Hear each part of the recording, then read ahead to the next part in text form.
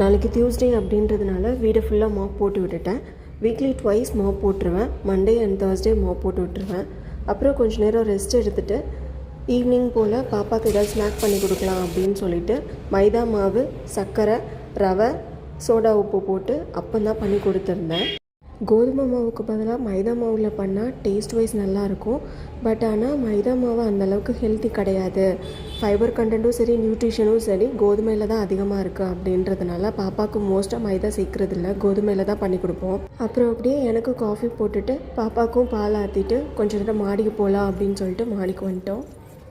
மாடியில் விளையாடணும் அப்படின்னாலே பயங்கர ஜாலி ஆகிடுவா. அங்கிட்ட இங்கிட்ட ஓடிட்டே இருப்பாள். நானும் காஃபி குடிச்சிட்டு அப்படியே பாப்பா கூட கொஞ்சம் நேரம் விளையாண்டுட்டு இருந்தேன். அப்புறம் அப்படியே பால் ஆற்றி வச்சுருந்ததை அவளுக்கு கொடுத்துட்டு நானும் கிளம்பி வந்துட்டேன் ஒர்க்குக்கு. நாளைக்கான விலாகில் பார்க்கலாம். பாய்.